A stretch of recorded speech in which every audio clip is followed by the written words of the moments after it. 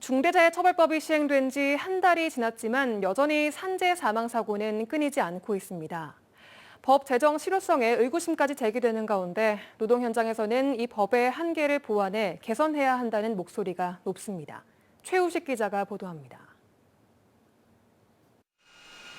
지난달 8일 8명의 사상자를 낸 여천 NCC 폭발 사고는 중대재해처벌법 시행 시점과 맞물려 세간의 관심을 끌었습니다.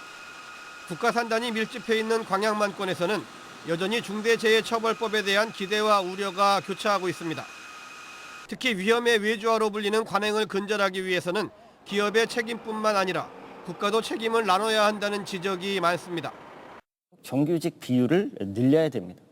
결국은 이 기업의 자율에만 맡겨서는 실제로 좀 어렵지 않나. 그래서 국가가 기업의 입장에서도 처벌에 방점을 둔 이 법에 대한 불만이 적지 않습니다.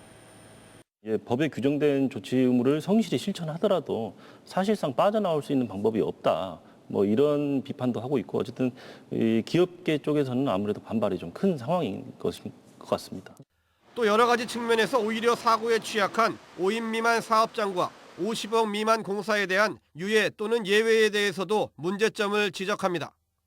전면 재검토되어져야 된다. 한편으로는 재정이 열악해서 어렵다라고 하면 이 부분에 대해서는 정부가 지원을 하든지 어떤 이런 방편을 써서 안전이 보장되는 것이 먼저인 것이지. 최근 지역 정치권에서 추진하고 있는 국가산단 특별법 제정 움직임에 대해서도 대체적으로 그 필요성에 공감하는 분위기입니다. 필요성이 있는 것은 이제 아무래도 산단이 노후화됐다라는 지적이 계속 있다 보니까 이 안전 의무만을 강화할 것이 아니라 실제로 이런 노후화된 시설을 개선하는데 여기에는 반드시 지역 노동자들에 대한 문제 그리고 지역민들의 불안을 해소하는 문제 이런 문제가 반드시 포함되어야 된다. 중대재해처벌법 시행 한 달, 노동계도 경제계도 처벌보다는 예방 측면에서 이 법이 보완되고 강화되기를 기대하고 있습니다. MBC 뉴스 최우식입니다.